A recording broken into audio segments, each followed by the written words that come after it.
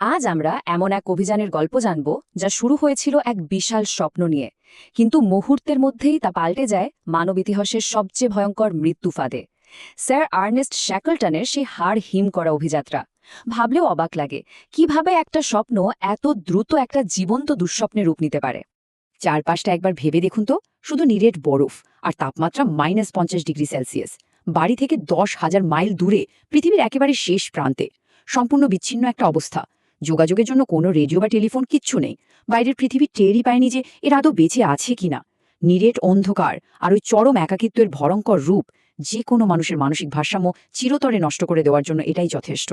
তাদের মূল প্ল্যানটা ছিল পায়ে হেঁটে পুরো 2,900 কিলোমিটার পাড়ি দিয়ে অ্যান্টার্কটিকা মহাদেশ পার হওয়া। কিন্তু প্রকৃতি যেন তাদের জন্য এক দানবীয় ফাঁদ পেতে বসেছিল। তাদের জাহাজ এন্ডিউরেন্স হঠাৎ করেই ওয়েডেল সাগরের জমাট বরফে আটকা পড়ে যায়। ইতিহাস গড়ার সেই বিশাল স্বপ্ন মুহূর্তে রূপ নেয় শুধু আগামীকালকের সূর্যটা দেখার এক মরণপন্ন লড়াইয়ে। শুরু হয় মাসের পর মাস এক যন্ত্রণাদায়ক অপেক্ষা। দিনের পর দিন তারা চোখের সামনে দেখতে পাচ্ছিল কিভাবে তাদের একমাত্র আশ্রয়স্থল, ওই বিশাল জাহাজটা, সাগরের বরফের প্রবল চাপে পিষ্ট হচ্ছে। বরফগুলো কাঠের গায়ে ফাটল ধরিয়ে দিচ্ছে, আর ধীরে ধীরে জাহাজটা তলিয়ে যাচ্ছে বরফ শীতল এক অতল গহ্বরে। এই ধ্বংসের দৃশ্যটা তাদের এমন এক মানসিক আঘাত দিয়েছিল, মনে হচ্ছিল যেন পৃথিবীর সাথে বেঁচে ফেরার শেষ সম্ভাবনাটুকুও চিরতরে হারিয়ে গেল। ভাসমান এক টুকরো বরফের উপর তারা আটকা পড়ে আছে, আর তাদের কাছে রেশন বলতে বেঁচে আছে মাত্র 1 মাসের খাবার। এই চরম অনিশ্চয়তা আর মৃত্যুভয় আষ্টেপৃষ্ঠে গ্রাস করেছিল 28 জন ক্রু সদস্যকে। চারপাশের ওই পিনপতন নীরবতা আর হিমশীতল হাওয়া যেন ফিসফিস করে বলছিল তারা আর কখনোই কোনোদিনও বাড়ি ফিরতে পারবে না। আর ঠিক এই অনিশ্চয়তার মাঝেই নেমে আসে অ্যান্টার্কটিকার ভয়ঙ্কর শীতকাল, যার মানে হল টানা 24 ঘণ্টায় ঘুটঘুটে অন্ধকার। সপ্তাহের পর সপ্তাহ, মাসের পর মাস সূর্যের এক ফোঁটা আলোও তাদের চোখে পড়েনি। চারদিকে কেবল সীমাহীন অন্ধকার, হাড় কাঁপানো ঠান্ডা আর অনবরত বরফ ঝড়। অনাহার আর ঠান্ডার হাত থেকে বাঁচতে তারা ক্রমশ মরিয়া হয়ে উঠছিল। রাতে জমে মৃত্যু এড়াতে তারা ভাসমান বরফের টুকরোর ওপর একে অপরের সাথে একেবারে গাদাগাদি করে শুয়ে থাকত। এদিকে পানির অভাবে গলা যখন ফুলে ফাটতে শুরু করে, তখন তৃষ্ণা মেটাতে বাধ্য হয়ে তাদের শিকার করা কাঁচা পশুর রক্ত পান করতে হয়েছিল।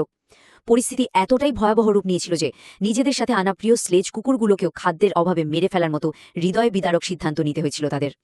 টিকে থাকার এই লড়াইটা আরও ভয়ঙ্কর রূপ নেয় এক রাতে। আচমকা মাঝরাতে তাদের ক্যাম্প করা বরফের টুকরোটি বিকট শব্দে 2 ভাগে ফেটে যায়। আর্নি হোলনেস নামের এক ক্রু সদস্য সরাসরি গিয়ে পড়ে ওই জমাট বাঁধা বরফ পানিতে। তাকে সাথে সাথে টেনে তোলা হলেও হাইপোথার্মিয়া থেকে বাঁচাতে শ্যাকেলটন তাকে নির্দেশ দেন সারা রাত ধরে শুধু হাঁটতে। একটানা হেঁটে টিকে থাকার এই লড়াইটা ছিল চরম অমানবিক একটা ব্যাপার। টানা 497 দিন ভাসমান বরফের ওপর এই নরক যন্ত্রণা সহ্য করার পর অবশেষে তাদের পায়ের নিচে শক্ত মাটির দেখা মেলে। তারা এসে পৌঁছায় এলিফ্যান্ট আইল্যান্ড নামের একটা জায়গায়। 497 দিন পর শক্ত মাটিতে পা রাখার অনুভূতি আসলে ভাষায় প্রকাশ করার মতো না। কিন্তু তাদের এই আনন্দ খুব দ্রুতই এক নতুন আর আরও ভয়ঙ্কর বাস্তবতার সামনে এসে থমকে যায়। শক্ত মাটি পাওয়া গেলেও এলিফ্যান্ট আইল্যান্ড ছিল একটা সম্পূর্ণ বিরান আর পাথুরে দ্বীপ। সেখানে না ছিল কোনো প্রাণের অস্তিত্ব, না ছিল কোনো জাহাজ চলাচলের রুট। এই দ্বীপে কেউ কোনোদিন আসবেই না।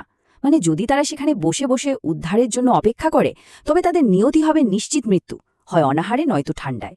নিরাপদ ভূমিটাই নিমেষে পরিণত হয়েছিল এক অদৃশ্য কারাগারে।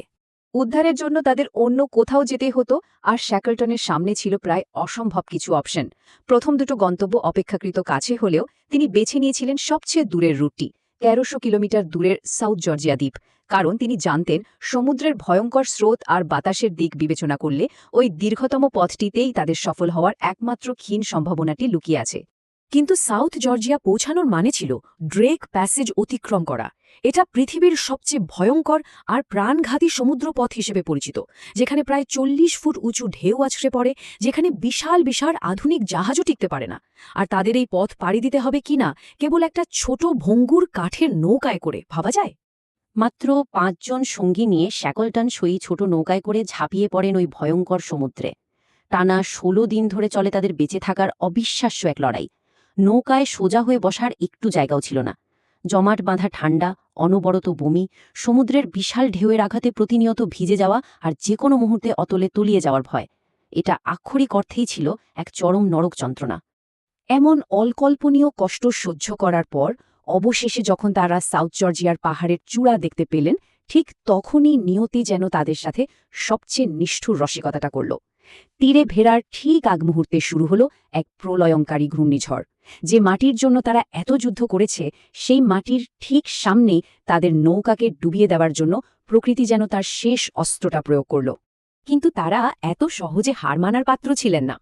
ঝড়ের সাথে লড়াই করে অবশেষে ৫২২ দিন পর তারা সাউথ জর্জিয়া দ্বীপে পা রাখেন। এই ৫২২ দিন আগে ঠিক এই দ্বীপটি থেকেই তারা তাদের বিশাল অ্যান্টার্কটিকা অভিযান শুরু করেছিলেন।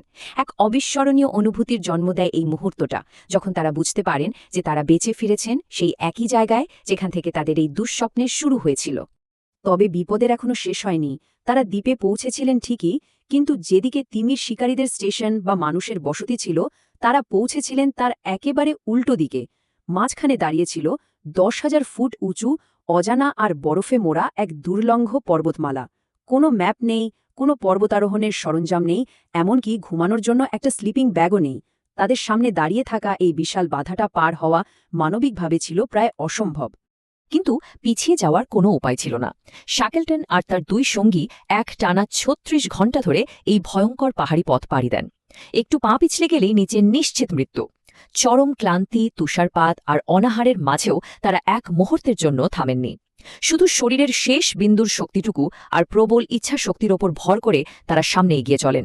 ৩৬ ঘণ্টার সেই অমানসিক যাত্রার পর পাহাড় পেরিয়ে যখন তারা অবশেষে ওই শিকারি স্টেশনে পৌঁছান, তখন এক আবেগঘন দৃশ্যের অবতারণা হয়। স্টেশনের ম্যানেজার তাদের চিনতেই পারেননি। প্রায় ২ বছর আগে নিখোঁজ হওয়া, মৃত বলে ধরে নেওয়া শ্যাকেলটন যে এভাবে জীর্ণ, শতচ্ছিন্ন পোশাকে আর কালিমাখা চেহারায় ফিরে আসবেন, তাকেও ঘুণাক্ষরেও কল্পনা করতে পারেনি। শ্যাকেলটন তো রক্ষা পেলেন, কিন্তু গল্পটা এখানেই শেষ নয়। আমাদের ফিরে তাকাতে হবে সেই নির্জন এলিফ্যান্ট আইল্যান্ডে। সেখানে ফেলে আসা সেই ২২ জন মানুষের কি হলো? মাসের পর মাস ধরে দুটো উল্টে রাখা নৌকার নিচে আশ্রয় নেওয়া সেই অসহায় মানুষগুলো কি আদৌ বেঁচে আছে? অবাক করার মতো ব্যাপার হলো, ওই দ্বীপে আটকে পড়া মানুষগুলোর মানসিক দৃঢ়তা ছিল বিস্ময়কর। গ্যাংগ্রিনের সংক্রমণে একজনের পা কেটে ফেলতে হয়েছিল, খাবার ফুরিয়ে আসছিল, তবু তাদের দলনেতা ফ্র্যাঙ্ক ওয়াইল্ড প্রতিদিন সকালে উঠে একটা কথাই বলতেন, ব্যাগ গুছিয়ে নাও ছেলেরা, বস আজ আসতে পারে। শ্যাকেলটনের উপর তাদের এই অটুট বিশ্বাস আর আশায় টানা ১২৮ দিন ধরে তাদের চরম হতাশার মাঝেও বাঁচিয়ে রেখেছিল। ওদিকে শ্যাকেলটনও তার সঙ্গীদের ভুলে যাননি, কিন্তু উদ্ধার কাজ মোটেও সহজ ছিল না। একবার নয়, দুবার নয়, পরপর ৩ বার তিনি জাহাজ নিয়ে এলিফ্যান্ট আইল্যান্ডে যাওয়ার চেষ্টা করেন, কিন্তু প্রতিবারই জমাট বরফের দুর্ভেদ্য প্রাচীর তাদের পথ আটকে দেয়। সময় দ্রুত ফুরিয়ে আসছিল, আর সবার মনে তখন একটাই প্রশ্ন ঘুরপাক খাচ্ছিল, ওই ২২ জন মানুষের জন্য কি তবে সময় শেষ হয়ে এলো? আর তারপর আসে এই শ্বাসরুদ্ধকর মুহূর্তটি। ৩০ আগস্ট ১৯১৬। ৪ মাসেরও বেশি সময় পার হয়ে গেছে এলিফ্যান্ট আইল্যান্ডে আটকে পড়া মানুষগুলো যখন নিজেরাই দ্বীপ ছেড়ে অন্য কোথাও যাওয়ার চরম ঝুঁকিপূর্ণ সিদ্ধান্ত নিচ্ছিল, ঠিক তখনই দিগন্তে একটা জাহাজের ধোঁয়া দেখা যায়। চিলির নৌবাহিনীর জাহাজ ইয়েলচো অবশেষে বরফের বাধা পেরিয়ে তাদের কাছে পৌঁছতে সক্ষম হয়। ৫২২ দিনের এই অবর্ণনীয় নরক যন্ত্রণা, বরফের চাপ, সমুদ্রের ভয়ঙ্কর রূপ, অনাহার আর ১০,০০০ ফুট উঁচু পর্বত পাড়ি দেওয়ার পর জানেন তাদের নিহতের সংখ্যা কত ছিল? ০। হ্যাঁ, ঠিকই শুনেছেন। শ্যাকেলটন ২৭ জন ক্রু নিয়ে বের হয়েছিলেন, আর প্রত্যেকটা মানুষকে তিনি জীবিত অবস্থায় ফিরিয়ে এনেছিলেন। মৃত্যু ফাঁদ থেকে জীবনের এই প্রত্যাবর্তন মানব ইতিহাসের এক চরম বিস্ময়। এই বিশাল আখ্যানের শেষ অধ্যায়টি কিন্তু রচিত হয় একদম আধুনিক যুগে। ১৯১৪ সালে শুরু হওয়া এই যাত্রার ১০৬ বছর পর ২০২২ সালে ওয়েডার সাগরের ১০,০০০ ফুট নিচে নিখুঁতভাবে সংরক্ষিত অবস্থায় খুঁজে পাওয়া যায় তাদের সেই হারিয়ে যাওয়া জাহাজ এন্ডিওরেন্স। বরফ শীতল পানিতে জাহাজটা এমনভাবে টিকে আছে যেন এইমাত্র কেউ ওটাকে ওখানে রেখে গেছে, যা সেই ভয়ঙ্কর অতীতের এক জীবন্ত স্মৃতিস্তম্ভ হয়ে দাঁড়িয়ে আছে আজও। এই পুরো বিশ্লেষণে শ্যাকেলটনের এই অবিশ্বাস্য অভিযাত্রা আমাদের সামনে একটা গভীর প্রশ্ন ছুড়ে দেয়, মানুষের সহ্য ক্ষমতার চূড়ান্ত সীমা আসলে কতটা? কোনো উন্নত প্রযুক্তি ছাড়া প্রকৃতির নিষ্ঠুরতম প্রহারের মুখে দাঁড়িয়েও শুধুমাত্র প্রবল ইচ্ছাশক্তি আর অকল্পনীয় নেতৃত্বের মাধ্যমে যে অসম্ভবকে জয় করা যায়, এটা তারই প্রমাণ। মন যদি হার না মানে, তবে মানুষের অদম্য চেতনাকে ধ্বংস করা প্রকৃতির পক্ষেও যে কতটা অসম্ভব, এই গল্পটা আমাদের সেটাই মনে করিয়ে দেয়।